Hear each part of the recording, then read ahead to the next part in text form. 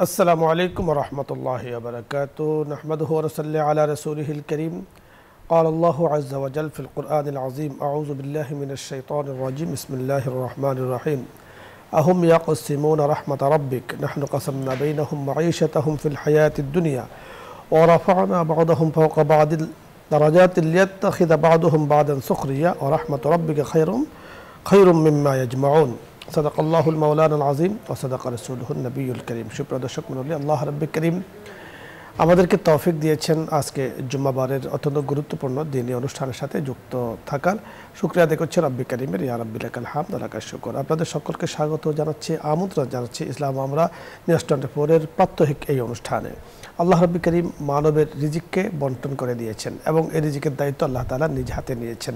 ঠিক নবুয়তির দেওয়ার দায়িত্ব যেমন আল্লাহ তাআলার, জাগতিক যে রিজিকের বিষয় আছে সেটাও আল্লাহ তাআলা কিন্তু যাকে যতটুকু প্রয়োজন দিয়ে থাকেন, যার কারণে একে অপর থেকে প্রয়োজন পূরণ করে নেন। আল্লাহ পাক দুনিয়াটাকে এভাবে সাজিয়েছেন।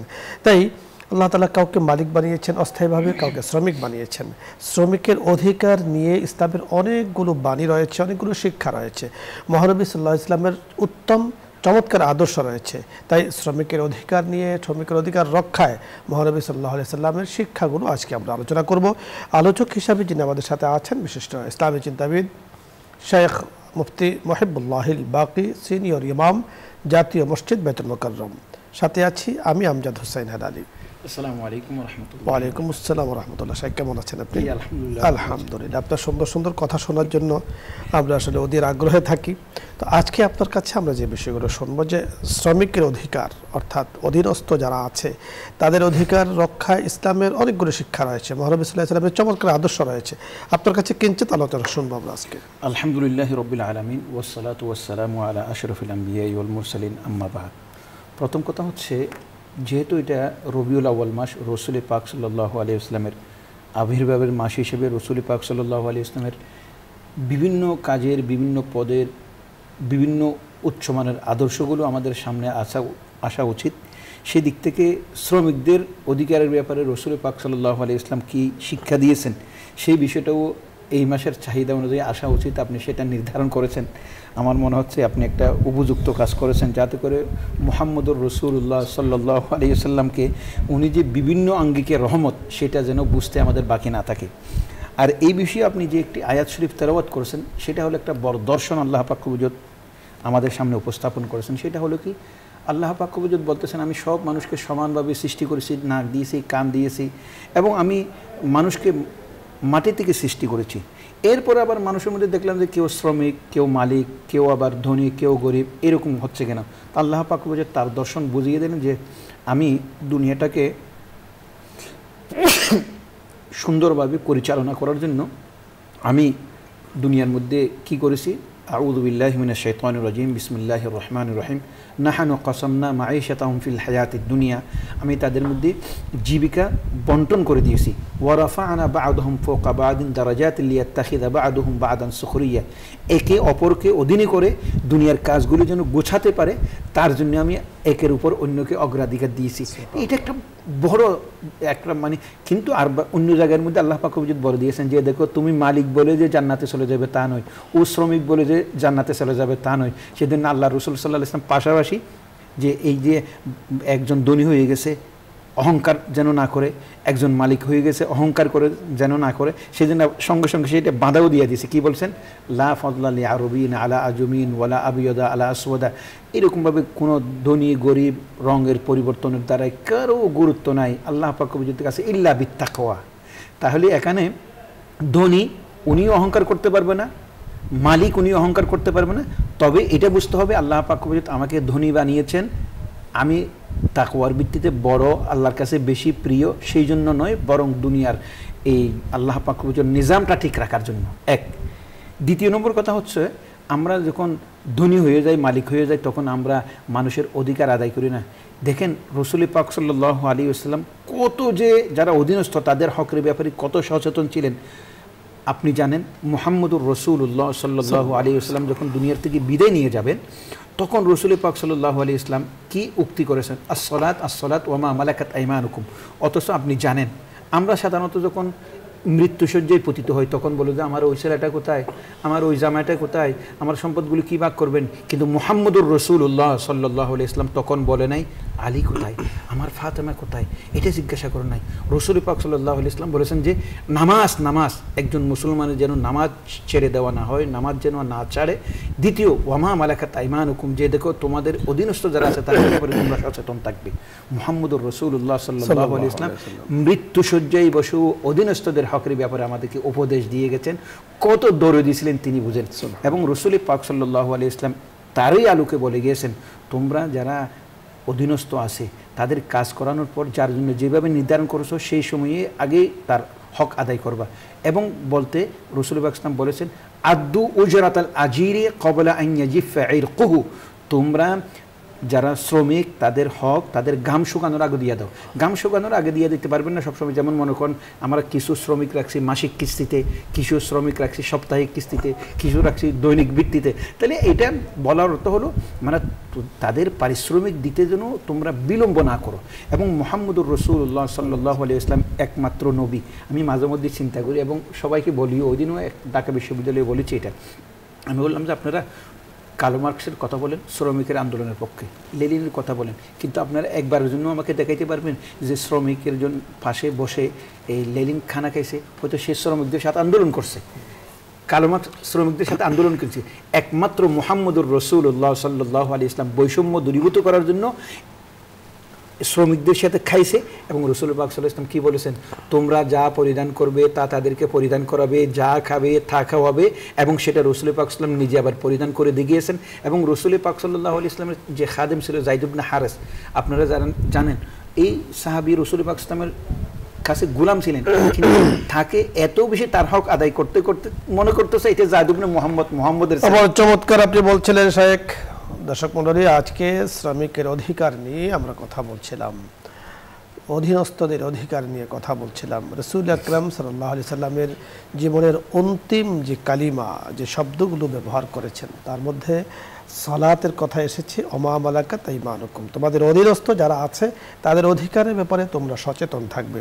যিনি ঘরের অভিভাবক, ঘরের সদস্য যারা আছেন তাদের ব্যাপারে সতর্ক থাকা, যিনি মহল্লার অভিভাবক আছেন সদস্যদের ব্যাপারে সতর্ক থাকা, যিনি রাষ্ট্রের অভিভাবক উনিও রাষ্ট্রে যারা বসবাস করছেন তাদের অধিকার নিয়ে সতর্ক থাকা, তাদের অধিকারের ব্যাপারে সচেতন থাকা, যেন প্রত্যেকেই তার প্রাপ্যরা যথাযথভাবে পেয়ে যায়। শ্রমিকের অধিকার নিয়ে যদি কেউ টালমাটাল করে, অথচ রাসূল আকরাম সাল্লাল্লাহু আলাইহি ওয়াসাল্লামের পরিষ্কার বাণী, তাদের ঘাম শুকানোর আগেই তাদের অধিকার পৌঁছে দাও। রাসূল আকরাম সাল্লাল্লাহু আলাইহি ওয়াসাল্লামের শাফাআত পাওয়ার জন্য এগুলো কিন্তু অনেক বড় শর্ত, যে যিনি রাসূলের সুপারিশের আশা করছেন তার জন্য কিন্তু এই সুন্নাহগুলো, রাসূলের বাণীগুলোকে অক্ষর অক্ষরে পালন করতে হবে। আল্লাহ রাব্বুল কারীম আমাদেরকে তৌফিক দান করুন। যদিও আল্লাহ তাআলার কাছে মানুষের স্তরবিন্যাস হয় তাকওয়ার ভিত্তিতে, কিন্তু আল্লাহ তাআলা জগৎটাকে সাজিয়েছেন এইভাবে একে অপরের দ্বারা প্রয়োজন পূরণ করবেন। এভাবে যদি না সাজাতেন তো জগৎটা এতদিন টিকে থাকতো না। আল্লাহ তাআলা আমাদেরকে কথাগুলো বোঝার তৌফিক দান করুন। দর্শক মণ্ডলী, আলোচ্য বিষয় নিয়ে যদি আপনাদের কোনো প্রশ্ন থাকে অথবা ইসলামের কোনো মাসলা জানার প্রয়োজন হয়, আপনি চাইলে প্রশ্ন করতে পারেন। আমরা কোরআন ও সুন্নাহর আলোকে কথা বলার চেষ্টা করব। প্রথমে যিনি আছেন, আসসালামু আলাইকুম ওয়া রাহমাতুল্লাহ। দর্শক নাম বলে পরিচয় দিয়ে প্রশ্ন করুন। আসসালামু আলাইকুম। ওয়ালাইকুম আসসালাম ওয়া রাহমাতুল্লাহ। আমার দুটা প্রশ্ন। জি বলুন। আমি আপনাদের নিয়মিত দর্শক, এই অনুষ্ঠান না দেখলে আমার ভালো লাগে না। অনুষ্ঠান দেখতে দেখতে আমার টিভিটা একটু নষ্ট হয়ে যায়। আমার স্বামীকে বলি ঠিক করার জন্য, সে ঠিক করে না। পরে আমি মেকারের কাছে নিয়ে যায় ঠিক করছি। কারণ এটা কি আমার গুনাহ হয়েছে? আর একটা প্রশ্ন, আমার স্বামী নামাজ পড়ে না। প্রতিদিন আমি ফজরের সময় টাইমে উঠে না, আর বিরক্ত বোধ করে, রাগারাগি করে। ধন্যবাদ জি। আমরা প্রথম প্রশ্নটি খুব একটা বুঝতে পারিনি। আপনি আমাদের অনুষ্ঠান নিয়মিত দেখেন, আপনার স্বামীকেও দেখানোর চেষ্টা করছেন, আল্লাহ তাআলা আপনাকে সওয়াব দান করবেন। আরেকটি বিষয় জানতে চেয়েছেন, আপনি প্রতিদিন ফজরের নামাজ পড়েন, আলহামদুলিল্লাহ, শুকরিয়া আল্লাহ তাআলার। ইবাদত করতে পারলে রব্বে কারীমের শুকরিয়া আদায় করা, কোনো ধরনের বড়াই প্রকাশ না করা। আর আপনার স্বামীকে ডাকাডাকি করেন, তিনি উঠছে না, সেক্ষেত্রে সে এখন আর কি করণীয়? প্রথম কথা হচ্ছে, আমার একটা ঘটনা আমি বলি। আমার একজন আত্মীয় ছিল, তে সে নামাজ পড়তো না। স্ত্রী কী করছে, বলে যে তুমি যদি নামাজ না পড়ো আমি পাক করবো না, আমি এটা করবো না, আবদার করে সব কিছু করতেছে, কিন্তু ঝগড়া করতেছে না। শেষ পর্যন্ত স্ত্রীর ভালোবাসা একদিকে আর অভিমান আরেকদিকে, শেষ পর্যন্ত নামাজ পড়তে বাধ্য হয়ে গেছে। এখন দেখেন, শুধু ঝগড়াঝাটি করবে তাহলে দূরত্ব সৃষ্টি হয়ে যাবে, আবার একেবারে ছেড়ে দেবে তাহলে আরও বেনামাজি হতে থাকবে।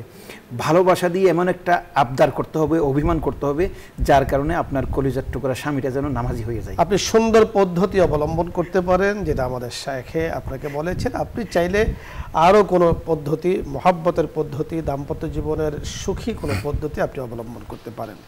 পরে দর্শক, আসসালামু আলাইকুম ওয়া রাহমাতুল্লাহ।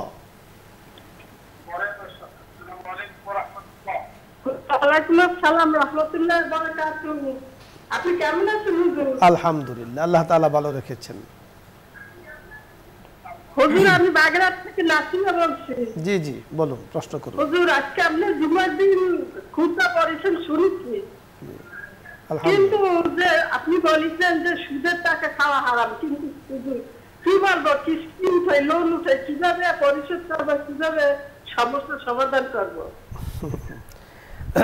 অত্যন্ত চমৎকার একটি বিষয় আজকে আপনি জানতে চেয়েছেন, শেখ বুঝতে পেরেছেন।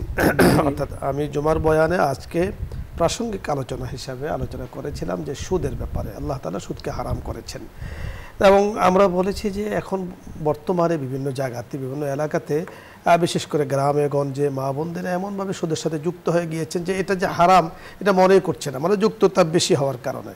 এখন উনি যেটা বলতে চাচ্ছেন যে আমরা কীভাবে বেঁচে থাকবে, এমনভাবে জড়িয়ে গিয়েছেন, বাঁচার উপায় কী? আমি একটা কথা বলি। প্রথম কথা হচ্ছে, সুদ আপনি নিচ্ছেন কেন? সুদ এই জন্য নিচ্ছেন, আপনি মনে করতেছেন যে সুদটা আপনার আর্থিক সমস্যার সমাধান, এটার কারণে নিচ্ছেন। কিন্তু সুদের পরিণতি কি? শেষ পর্যন্ত যারা সুদ নিচ্ছে দিচ্ছে, শেষ পর্যন্ত তাদের মধ্যে অশান্তি আরও বেশি হচ্ছে, এক। দ্বিতীয় নম্বর, সুদের মাধ্যমে দারিদ্রতা বিমোচন হচ্ছে না। অতএব আমি আমাদের এই ভাই বোনদেরকে বলবো, আমাদের গ্রামভিত্তিক বিভিন্ন রকমের সংগঠন করতেছি আমরা, এবং উদ্যোগও নিচ্ছি, যাতে করে একে অপর আমরা সহানুভূতিমূলক কিছু একটা ফান্ড জোগাড় করব, যার গরিব তাদেরকে দেব, তারা ব্যবসা করবে আবার ফেরত দিবে, উনি একটু স্বাবলম্বী হলে আরেকজনকে দেব। সেরকমভাবে যারা জাকাত আদায় করতেছে তাদেরকেও বলবো, তোমরা 10 টাকা 20 টাকা সবাইকে জাকাত না দিয়ে, যাদেরকে তোমরা একটা রিক্সা কিনে দিলে, একটা গরু কিনে দিলে স্বাবলম্বী হতে পারবে, সেভাবে জাকাত দাও। এখানে আসলে তো একটা পরিকল্পনার বিষয় এই সুদ থেকে বাঁচার জন্য। আমরা বিভিন্ন পরিকল্পনাও নিচ্ছি এবং বিভিন্ন ধনী লোকে এগিয়ে আসতেছে। তবে সবচেয়ে বড় কথা হচ্ছে আল্লাহর কাছেও তো দোয়া করতে হবে, শুধু আপনি তো চেষ্টা করলে হবে না। সায়ু মিন্না আল ইতমাউ মিনাল্লাহ, আমাদের পক্ষ থেকে চেষ্টা, আল্লাহ তাআলা সেটা পূরণ করবেন। আমাদের সাথে যে বিষয়টি বোঝাতে চেয়েছেন যে সুদকে না বলুন এবং মুসলিম ফান্ডকে আপনি হা বলুন। আমরা যদি মুসলিম ফান্ড গঠন করে সমাজভিত্তিক, এলাকাভিত্তিক, থানাভিত্তিক কোনো ফান্ড গঠন করি, তাহলে এই ফান্ড সুদমুক্ত অবস্থায় গঠন করলে ইনশাআল্লাহ এখান থেকে যথেষ্ট মুনাফা পাওয়া যাবে, যথেষ্ট সুন্দর সুবিধা পাওয়া যাবে। তার জন্য প্রয়োজন পরিকল্পনা, তার জন্য প্রয়োজন ইসলামিক চিন্তা ফিকির করা, ইসলামী রাষ্ট্র তৈরির ব্যাপারে ফিকির করা। আল্লাহ তাআলা আমাদেরকে বোঝার তৌফিক দান করুন। বিশেষ করে যারা সুদের মধ্যে ইতিমধ্যে জড়িয়ে গিয়েছেন, এখান থেকে বের হয়ে আসতে হবে। কারণ আল্লাহ তাআলা বলেছেন ওয়াহাররামার রিবা, রিবাকে তথা সুদকে আল্লাহ তাআলা হারাম করেছেন, এবং বড় বড় মারাত্মক গুনাহ। আল্লাহ তাআলা আমাদেরকে বেঁচে থাকার তৌফিক দান করেন। পরে দর্শক, আসসালামু আলাইকুম ওয়া রাহমাতুল্লাহ। আসসালামু আলাইকুম। ওয়া আলাইকুম আসসালাম। ভালো আছেন? আলহামদুলিল্লাহ, আল্লাহ তাআলা ভালো রেখেছেন। প্রশ্ন করতে চাচ্ছিলাম আর কি। বলুন, প্রশ্ন বলুন। নামাজের পরে হাত উঠে দোয়া করা, এই ব্যাপারে কিছু সংক্ষিপ্ত কিছু বললে ভালো। কিছু বললে ভালো হয়, আমরা বলবো, আপনি শুনতে থাকুন। জি, আসল কথা হচ্ছে এখানে নামাজের পরে দোয়া কবুল হয় এরকম হাদিস আছে। এখন কথা হচ্ছে নামাজের পরে যেহেতু দোয়া কবুল হয়, সেটা প্রত্যেক দিন করা, এটা এক ধরনের আমরা না করলে খারাপ মনে করা, এটার কারণে আমরা বলি যে এইরকম দোয়া করা এটা খারাপ, এটা বেদাত হয়ে যায়। আর যদি মনে করেন যে নামাজের পরে দোয়া করার যেহেতু সুযোগ আছে, হাদিসের মধ্যে আছে, আমরা দোয়া করলাম, এটাকে বাধ্যবাধকতা করলাম না, তাহলে এটা আর বেদাত হবে না। কিন্তু আমাদের আকিদাগতভাবে এমন কিছু ব্যক্তি আছে যারা নামাজের পরে যদি কোনো কারণে যদি কোনো একদিন এই দোয়া না করে সঙ্গে সঙ্গে বলে তো হুজুর বুঝে একবারে নামাজটাই অপূর্ণাঙ্গ রয়ে গেছে। আমাদের মধ্যে একটা বিশ্বাসের কারণেই আসলে খারাপিটা আসে আর কি। মূলত দোয়া করা হাদিসে বর্ণিত, হাত তোলা এটাও নিষেধ নয়, কিন্তু নামাজের অংশ মনে করা এটা হলো নিষেধ, জরুরি অত্যাবশ্যকীয় মনে করা এটা হলো নিষেধ। এজন্য আমি নামাজ শেষ করেছি, নামাজ থেকে বের হয়ে গিয়েছি, আসসালামু আলাইকুম রহমতুল্লাহ, আসসালামু আলাইকুম রহমতুল্লাহ, নামাজ শেষ হয়ে গেল, পরে আমি দোয়া করতে পারি, হাত তুলে দোয়া করুন অথবা হাত নামিয়ে দোয়া করুন, দোয়া করুন, সকলে মিলে দোয়া করুন, কোনো সমস্যা নেই। পরের দর্শক, আসসালামু আলাইকুম রহমতুল্লাহ। ওয়ালাইকুম আসসালাম। আমি মোহাম্মদ শেখ বলছিলাম। বলুন। যে আমি যে বলছি যে আমি তো সুদ খাতে চাচ্ছি না, আমি খাবো না, কিন্তু আমি তো একজনের দিনায় ঠেকে গেছি। এখন আমি যদি একজনের কাছে টাকা আনি তাহলে আমার কি এরকম হবে? আমরা বুঝতে পারছি আপনি সুদ খেতে চাচ্ছেন না, কিন্তু কারোর থেকে টাকা এনেছেন, কথার কথা আপনি সুদের লেনদেন হিসাবে, তাহলে তো গুনাহগার আপনি হবেনই। শেখ বুঝতে পেরেছেন? বুঝতে পেরেছি। এখন কথা হচ্ছে যেহেতু নিয়েই আসছে, এখন আল্লাহর কাছে তওবাও করতে হবে এবং সে প্রত্যায়ন পাওয়ার জন্য খুব প্রত্যেকদিন আল্লাহর কাছে কান্নাকাটি করতে হবে। যেহেতু করেই ফেলেছে, না করলে বলতাম তো এখন আর যুক্তই হবেন না, আপনি যেভাবে পারেন সেভাবে যুদ্ধ চালিয়ে যান। এখন তো যুক্ত হয়ে গেছেন, তওবাও করেন, যুক্ত হয়ে গিয়েছেন এবং যে টাকাটা নিয়েছেন সেটা তাকে ফেরত দিয়ে তাড়াতাড়ি ওখান থেকে মুক্ত হওয়ার চেষ্টা করতে হবে। যেহেতু মানে যেটা হয়ে গিয়েছে, এখন টাকা কিন্তু যার থেকে নিয়েছেন সুদী কারবারের লেনদেন মেয়াদি হোক যেমনি হোক তাকে পরিশোধ করে দিয়ে রব্বে কারিমের কাছে তওবা করুন। এখানে একটি কথা শেখ আমার মনে পড়েছে, আপনি বড় চমৎকার বলেছেন যে আমাদের চেষ্টা থাকা, আমাদের উদ্যোগ থাকা, যে আমরা যতক্ষণ পর্যন্ত সুদের মাধ্যমে টাকা নিয়ে আমরা মনে করছি ব্যবসা করব অথবা এই করব সেই করব, এখানে অনেকগুলো টাকা একসাথে আসছে, একটা কাজ করতে পারছি, আমি রব্বে কারিমের কাছে আমি চাই না, আমি সময় সেখানে দিই। আল্লাহ রব্বে কারিমের ভান্ডারে তো কমতি নেই, আমরা চাইতে জানি না, বলতে জানি না, এই জন্য পাই না। আপনি নিজেকে উপযুক্ত করে ওইভাবে চান, সম্পদ আমার আপনার কাছে না, আমি আপনি মালিকও না, সে দেওয়ারও আমরা কিছু না, সমস্ত কিছুর মালিক আল্লাহ রাব্বুল আলামিন, তিনি ব্যবস্থা করে দিবেন।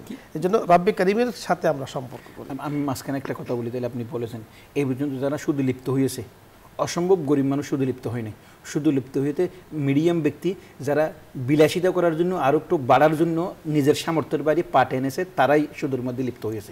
সুন্দর বলেছে। এই সেজন্য আমরা শুধু কেমনে বলবো যে একে অপারক হয়ে করতেছেন। আমি সমাজের লোকগুলো বাংলাদেশের মধ্যে যত ঋণ খেলাপি দেখেন সবগুলি কোটিপতি, সবগুলি এরাই সুদ নিয়েছে, এটা আপনি দেখেন। সুন্দর বলেছেন, ধন্যবাদ। পরের দর্শক, আসসালামু আলাইকুম রহমতুল্লাহ।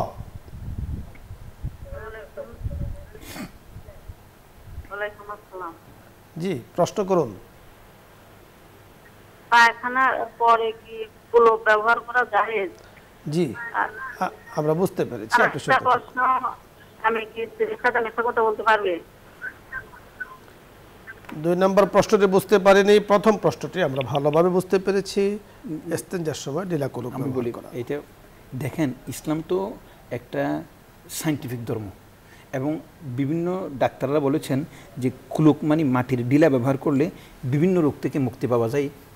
বর্তমানে তো আমরা যেই বাথরুম আছে ওখানে তাই এই ডিলা ব্যবহার করা যাবে না, তার বিকল্প হিসেবে আমরা টয়লেট পেপার ব্যবহার করতেছি, যাতে করে ময়লাগুলো কমপক্ষে হাতের মধ্যে না লাগে। ইসলাম তো খুব পরিচ্ছন্ন একটা ধর্ম, এইরকম না যে আপনি মানে এটা এরকম যে একটা চামচের মধ্যে যদি আপনি একবার একটা ময়লা দিয়ে দেন, সেটা যদি দুইও যদি আপনাকে বলে এটা দিয়ে চা খান, এটা দিয়ে মিষ্টি খান, আপনি খাইতে চাইবেন না। সেজন্য ইসলাম একটা প্রথম থেকেই আপনি যেখানে বাথরুমে যাবেন সেখানেও যেন কেউ না দেখতে চায়, সেখানেও যেন আপনি পরিচ্ছন্ন থাকেন, সেই জন্য ডিলার ব্যবহার। অত্যন্ত চমৎকার বলেছেন। ডিলা কুলুক ব্যবহার করা এটা কিন্তু ইস্তেনজার জন্য গুরুত্বপূর্ণ একটি অধ্যায়। বর্তমানে আপনি যদি মাটির চাকা না পান তো সব জায়গায় পাওয়াও যায় না, এই জন্য বিভিন্ন কোম্পানি কিন্তু টিস্যু বানিয়েছে। বসুন্ধরা কিন্তু বড় চমৎকার টিস্যু তৈরি করেছে, বিভিন্ন কোম্পানির টিস্যু বানিয়েছে। তো আপনি এই আপনার ব্যবহারের জন্য আপনি টিস্যুকে ব্যবহার করতে পারেন এবং এটা কিন্তু ওই যে ডিলা কুলুকের যেই কাজ দিবে এটা তার পরিবর্তে একই কাজ দিবে। পরিষ্কার পরিচ্ছন্নতা অত্যন্ত জরুরি, কারণ আল্লাহ রাসূল সাল্লাল্লাহু আলাইহি ওয়াসাল্লাম বলেছেন ইস্তানজাহু মিনাল বাউল, তোমরা পেশাব থেকে দূরে থাকো, ফা ইন্না আযাবাল কবরি মিনহু, কারণ কবরের মধ্যে অধিকাংশ আযাবই হয় মানুষ এই ধরনের নাপাকি থেকে দূরে না থাকার কারণে। আল্লাহ রাব্বুল কারীম আমাদেরকে তৌফিক দান করুন। শাইখ, ধন্যবাদ আপনাকে। দর্শক মণ্ডলী, আপনাদের সকলকে আজকের এই সুন্দর আয়োজনে আপনারা শরীক হয়েছেন। অনেকগুলো প্রশ্ন আপনাদের মাধ্যমে আমাদের কাছে এসেছে, আরও সম্ভবত অনেকে প্রশ্ন নিয়ে অপেক্ষায় আছেন, তবে আমরা আপনাদেরকে মায়ুস করব না, ইনশাআল্লাহ আগামী দিন আমরা অনুষ্ঠানে আসব, আপনারাও আসবেন, আমরা আপনাদের প্রশ্ন উত্তর নিয়ে কথা বলবো। আল্লাহ রাব্বি করিম আমাদেরকে যে বিষয় নিয়ে কথা আমরা শুরু করেছি তা বোঝার তৌফিক দান করুন, আমল করার তৌফিক দান করুন। ইসলামের সুন্দর সুন্দর যে বিষয়গুলো আছে এর দ্বারা আমরা আমাদের জীবন, আমাদের পরিবার, আমাদের সমাজ, আমাদের রাষ্ট্র গঠন করি। ইনশাআল্লাহ চমৎকার অত্যন্ত শ্রেষ্ঠ সুফল আল্লাহ পাক আমাদেরকে দান করবেন। সকলকে ধন্যবাদ। ইনশাআল্লাহ আগামী দিন দেখা হবে। আমিন ইয়া রাব্বাল আলামিন ওয়া আখিরু দাওয়ানা আলহামদুলিল্লাহি রাব্বিল আলামিন। দোয়া হবে, দরুদ ইস্তিগফার পাঠ করি। আল্লাহুম্মা সাল্লি আলা সাইয়্যিদিনা ওয়া নাবিয়্যিনা ওয়া শাফি'িনা ওয়া হাবিবিনা ওয়া মাওলানা মুহাম্মদ সাল্লাল্লাহু আলাইহি ওয়া আলা আলিহি ওয়া আসহাবিহি ওয়া বারাকা ওয়া সাল্লাম।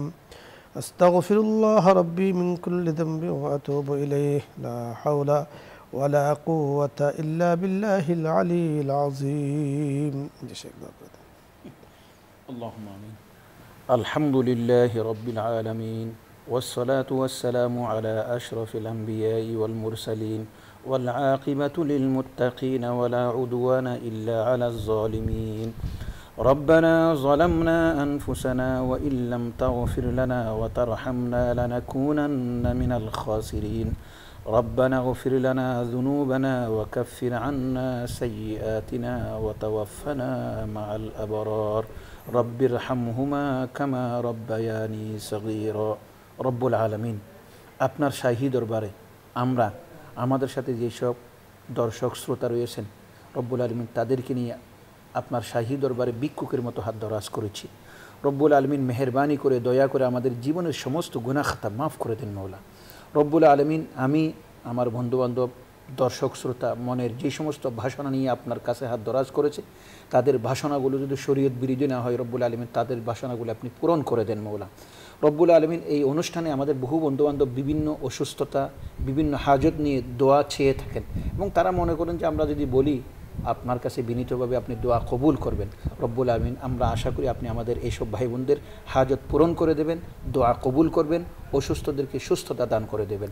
রব্বুল আলামিন, বিশেষ করে বসুন্ধরা গ্রুপ রব্বুল আলামিন এই দিনই কাজটার আঞ্জাম দিয়ে যাচ্ছে। রব্বুল আলামিন, বসুন্ধরা গ্রুপের মাননীয় চেয়ারম্যান, মাননীয় এমডি, তার পরিবার পরিজন সবাইকে আপনি কবুল মঞ্জুর করে নেন মওলা। ভালো কাজ করার তৌফিক দান করে দেন, খারাপ কাজ থেকে বিরত থাকার তৌফিক দান করে দেন। রব্বুল আলামিন, আমাদের এই অনুষ্ঠানের সাথে যে সমস্ত কলা কৌশলী ভাই বন্ধু যুক্ত আছেন রব্বুল আলামিন আপনি সবাইকে কবুল মঞ্জুর করে নেন মওলা। রব্বুল আলামিন, আমাদের দেশের উপর আপনি রহমত নাজিল করেন, আমাদের দেশকে আকাশ থেকে পতিত, জমি থেকে নির্গত সমস্ত বালা মুসিবত থেকে হেফাজত করেন। বিশেষ করে মওলা, আপনি জানেন এই সময়ে আমাদের ছেলে মেয়েগুলোকে মানুষ করা, সঠিক পথে পরিচালিত করা, বদ্দিনী থেকে হেফাজত করা কঠিন হয়ে গেছে। রব্বুল আলামিন, মা বাবা নিজের শ্রম দিচ্ছে শুধু ছেলেগুলোকে মানুষ করার জন্য। রব্বুল আলামিন, যে সেই ছেলে মেয়ে যদি রব্বুল আলামিন চরিত্রহীন হওয়ার কারণে মা বাবা গালি শুনে তখন মা বাবার জন্য দুনিয়ার পিঠটা একটা জাহান্নামের গর্ত হয়ে যায়। ওলা আপনি মেহরবানি করে দয়া করে আপনি আমাদের ছেলে মেয়ে সন্তানগুলো বেনমাজি হওয়া, বদ্দিন হওয়া থেকে হেফাজত করেন মওলা। রব্বুল আলামিন, সঠিক জ্ঞানের অধিকারী হওয়ার তৌফিক দান করে দেন মওলা। বিশেষ করে রব্বুল আলামিন, আপনার কাছে হাত দরাজ করেছি ফিলিস্তিনের মুসলমান রব্বুল আলামিন, নিষ্পাপ মাসুম শিশুরা চিকিৎসার অভাবে মারা যাচ্ছে, আহারের অভাবে মারা যাচ্ছে রব্বুল আলামিন, পানি করে মারা যাচ্ছে রব্বুল আলামিন। আমাদের মা বোনদের ইজ্জত নষ্ট করা হচ্ছে, নির্যাতিতা হচ্ছে রব্বুল আলামিন। আপনি আর কতদিন আমাদের গুনাহের কারণে আমাদের পরীক্ষা নেবেন রব্বুল আলামিন? আপনি মেহেরবানি করে দয়া করে আমাদের এই ফিলিস্তিনি মুসলমানদেরকে রব্বুল আলামিন এই আযাব থেকে, এই শাস্তি থেকে আপনি হেফাজত করেন মাওলা। সুবহান রাব্বিকা রাব্বিল ইজ্জাতি আম্মা ইয়াসিফুন ওয়া সালামুন আলাল মুরসালিন ওয়ালহামদুলিল্লাহি রাব্বিল আলামিন বিরহমাতিকা ইয়া আরহামার রাহিমিন।